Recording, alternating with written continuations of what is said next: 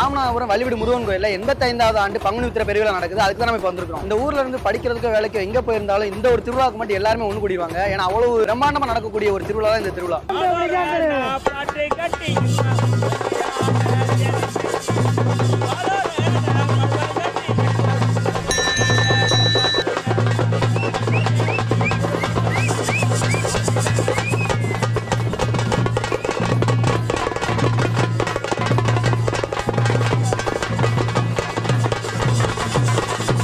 எவ்வளவு கூட்டம் இருக்குது பாத்தீங்களா? இவ்வளவு கூட்டம் வரதுக்கு காரணம் என்ன தெரியுமா? இந்த கோயில் ராமநாதபுரத்துல இருக்கு. ஆனா ராமநாதபுரம் மக்கள் மட்டும் இதை கொண்டாட மாட்டாங்க. ராமநாதபுரத்தை சுத்தி இருக்கிற கிராமத்துல உள்ள எல்லாருமே இந்த கோயிலுக்கு வந்து ரொம்ப சிறப்பா கொண்டாடுவாங்க. அதுக்கான காரணத்தை இந்த வீடியோல நான் ஃபுல்லா சொல்ல போறேன். ஸோ வீடியோவை ஸ்கிப் பண்ணா மட்டும் பாருங்க. பங்குனி மாசத்துல பொதுவா வெயிலோட தாக்கம் அதிகமா இருக்கும். அந்த மாசத்துல இந்த திருவிழாவும் நடக்குது. கோயிலுக்கு வர பக்தர்களுக்கு வர்ற வழி எல்லாமே நீர்மூர் பந்தல் அமைச்சு தன்னார வழியில் நிறைய குளிர்பானங்கள்லாம் கொடுக்குறாங்க. தாப்பு கட்டினவங்க எல்லாருமே இந்த வெயில்ல ரோட்ல நடக்கிறது ரொம்ப கஷ்டம். ஏன்னா ரொம்ப சுடும். அதனால கோயில் நிர்வாகம் ரோட்ல ஃபுல்லாவே தண்ணி பாய்ச்சிட்டே வருவாங்க. மதியான சாப்பாட்டுக்கு பொதுமக்கள் நிறைய பேர் அங்கங்க சாப்பாடு கொடுப்பாங்க. அது மட்டும் இல்லாம கோயில் நிர்வாகமே அன்னதான கூடம் வச்சு அங்க சாப்பாடு போடுவாங்க. இந்த ஒரு நாள்ல நிறைய பேர் வீட்டுல சமைக்கவே மாட்டாங்கன்னா பாத்துக்கங்களேன். இங்க கேங்க ஆடிக்கிட்டு இருக்காங்கல்ல பசங்க, இவங்கெல்லாம் டெய்லி மீட் பண்ணி ஒன்னா சுத்துற கேங்க நினைச்சீங்களா? அதான் இல்ல. இந்த திருவிழாக்காகவே எல்லா வேலையும் விட்டுட்டு ரொம்ப நாளைக்கு அப்புறம் தன்னோட ஃப்ரெண்ட்ஸ் எல்லாம் மீட் பண்ணி ரொம்ப ஜாலியா சந்தோஷமா எல்லா கவலையும் மறந்து ஆடுறாங்க. இங்க அழகே மேளத்துக்கு முன்னாடி ஆடி அலப்பறை பண்றதுதான்.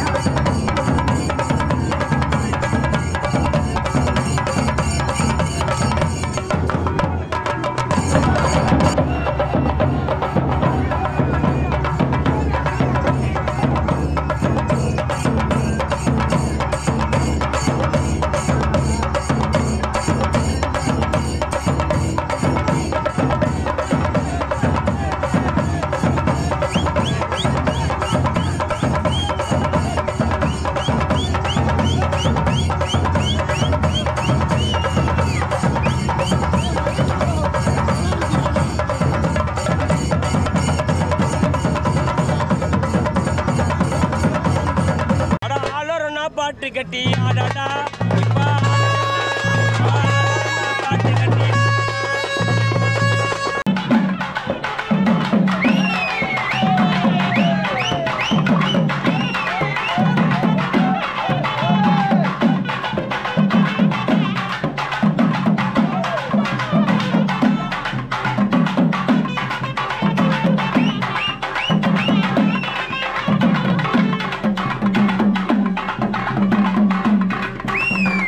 கோவில்ல 1000-1500 பேர் காப்பு கட்டி 10 நாள் விரதம் இருந்து பங்குனி உத்திர திருவிழா அன்னைக்குன்னு அவங்களோட வேண்டுதலை நிறைவேற்றுவாங்க. இது 85வது வருஷம் பங்குனி உத்திர விழா. 85 வருஷத்துக்கு முன்னாடி இங்க என்ன இருந்திருக்கும்? ஏன் இந்த கோயிலை வழிவிடு முருகன்னு சொல்றோம்? பல வருஷத்துக்கு முன்னாடி இந்த இடத்துல நீதிமன்றம் இருந்திருக்கு. அதுக்கு பக்கத்துல அரசு மரத்துக்கு கீழே முருகனின் ஆயுதமான வேலை வச்சு சாமி கும்பிட்டுட்டு இருந்திருக்காங்க. இந்த நீதிமன்றத்துக்கு வழக்குக்காக வர்றவங்க இந்த சாமியை கும்பிட்டுட்டு நல்ல வழியை காட்டணும்னு வேண்டுதல் வைக்கிறாங்க. அந்த வேண்டுதல் நிறைவேறதா அவங்க நம்புறாங்க. சில வருஷத்துக்கு அப்புறம் இந்த இடத்துல முருகனுக்குன்னு ஒரு கோயில் கட்டுறாங்க. அந்த கோவிலுக்கு வழிவிடு முருகன் கோயில் பேரும் வைக்கிறாங்க. கோவில் கட்டி சில வருஷத்துல, அதாவது 1940 இந்த கோயில்ல பங்குனி உத்திர திருவிழா நடக்குது.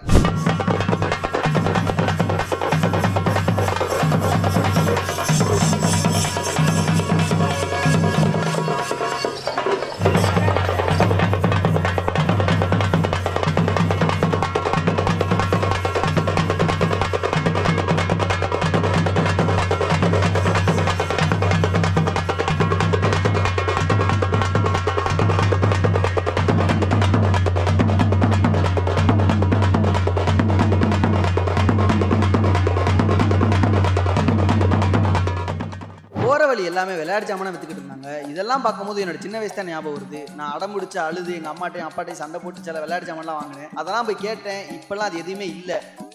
இதை நம்மளும் வாங்கி ஊதி தான் பார்ப்போம் எப்படி இருக்கானே. பையா கித்தனா 50யா 15 50 50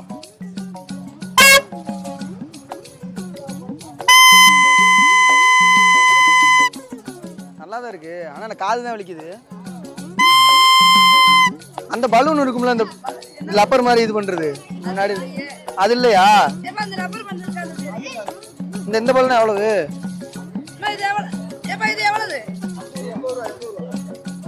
80 ரூபாயா? 50 ரூபா தருவீங்களா? நம்ம சின்ன பிள்ளைல விளையாட்டு ஜாமாங்க நிறையவே இல்லாம தான் இருக்கு. இப்போ உள்ள புது ஜாமாங்கெல்லாம் நிறைய வச்சிருக்காங்க. இப்போ உள்ள குழந்தைங்க விளையாடுற மாதிரி. இந்த இடத்துல ஒன்று சொல்லணும்னு தோணுது. நான் சின்ன பிள்ளையா இருக்கும்போது எனக்கு விளையாடணும்னு ஆசை இருந்துச்சு. ஆனால் கையில் காசு இல்லை. இப்போ கையில் காசு இருக்கு, ஆனால் விளையாடணுங்கிற ஆசையும் இல்லை, நேரமும் இல்லை. நான் லோக்கல் தான், சிவன் கோயில் தெரு. நான் ஒரு 5 வருஷமாக வேல் போட்டுக்கிட்டு இருக்கேன். நான் ஒரு நேர்த்தி வச்சுருந்தேன் ஒரு 10 வருஷத்துக்கு முன்னால். எனக்கு அது வந்து இப்போ தான் லாஸ்ட்டாக 7 இயர்ஸ் முன்னாடி நிறைவேறிச்சு. 2 வருஷம் துபாயில் இருந்தேன், அதனால் போட முடியல. இப்போ லாஸ்ட் 5 வருஷமாக பள்ளிவிடு முருகனுக்கு வேல் போடுறேன். அவர்கிட்ட எந்த ஒரு நேர்த்தி வச்சாலும் அது உண்மை ஆயிடுது, நிறைவேற்றி கொடுத்துட்றாப்புல. அதனால் நான் அவருக்கு வேல் போட்டுக்கிட்டு 5 வருஷம் வேல் போட்டுக்கிட்டு இருக்கேன். பள்ளிவிடு முருகனோட சிறப்பு எதுவும்? சிறப்பு நான் வழிவிடு முருகன் கோயிலில் சிறப்பு தானே. நீங்கள் பார்க்குற இந்த இடம் தான் நொச்சூரணி. இங்கே ஒரு சிவன் கோயில் இருக்குது. காப்பு கட்டின எல்லாருமே இங்கே இருந்தால் அவங்களோட வேண்டுதலை ஸ்டார்ட் பண்ணுவாங்க. இங்கே பால் குடம், வேல், காவடி, பறவை காவடி, தீச்சட்டி, தேர் இழுக்கிறது, இப்படி எல்லா வேண்டுதலும் இங்கே இருந்தால் ஸ்டார்ட் பண்ணுறாங்க.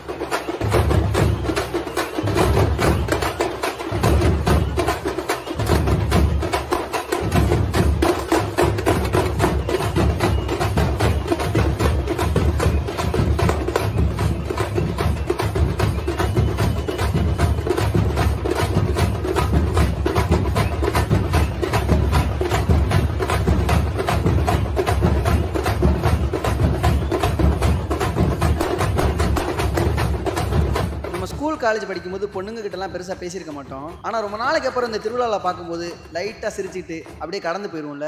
இந்த மாதிரி சின்ன சின்ன மனசுக்கு நெருக்கமான விஷயம்ல இந்த மாதிரி திருவிழாவில் தான் நடக்கும். நீங்கள் பார்க்குற இந்த கடை தான் பீமபூஸ்ட் அல்வா கடை. திருவிழானாலே இந்த கடை தான் ரொம்ப ஃபேமஸ். நாங்கள் தேடி போய் சாப்பிடுவோம். இங்கே ஸ்பெஷலே அல்வா தான். இங்கே ஸ்வீட்டை மலை போல குமிச்சு வச்சுருப்பாங்க. அதுலேயும் இந்த அன்னை வெட்டுற அழகே அழகு தான்.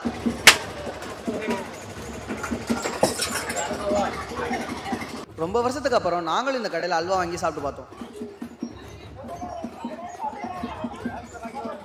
இதெல்லாம் வந்து இந்த மாதிரி திருவிழாவில் தான் கிடைக்கும்.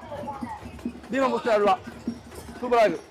சந்தோஷம், நட்பு, காதல், சின்ன சின்ன சண்டை, அதை தடுக்கிற காவல்துறை, இதெல்லாம் வேடிக்கை பார்க்குற நம்மள மாதிரி ஆளுங்க. சந்தோஷமாக ஆரம்பிச்சு அந்த திருவிழா முடிய போகிறத நினச்சா கொஞ்சம் கஷ்டமாக தான் இருக்குது. ஒரு நாள் திருவிழாக்காக வெளியூர்லேருந்து வந்தவங்கலாம் ஐயோ நம்ம திரும்பவும் கிளம்பணுமே அப்படின்னு நினச்சி வருத்தப்படுறவங்க ஒரு பக்கம், கால் வழியில் எப்படியாச்சும் வீட்டுக்கு போனால் போதும் அப்படின்னு நினைக்கிறவங்க ஒரு பக்கம், இப்படி நிறைய மக்களை பார்த்தோம். இதையெல்லாம் பார்த்த எங்களுக்கு ஒரு புது அனுபவமாக இருந்துச்சு. உங்களுக்கும் இந்த வீடியோ பிடிக்கும் நம்புகிறேன். இந்த திருவிழாவில் நீங்கள் யாரோட சேர்ந்து சந்தோஷமாக இருந்தீங்களோ அவங்களுக்கு இந்த வீடியோவை ஷேர் பண்ணுங்கள். காப்பு கட்டினதுலேருந்து 10 நாள் ரொம்ப ஜேன்னு இந்த கோயிலில் இருந்துச்சு. கூட்டம் கும்மாளமும் நல்லா இருந்துச்சு. கிராண்டாக முடிச்சிருக்காங்க இந்த திருவிழாவை.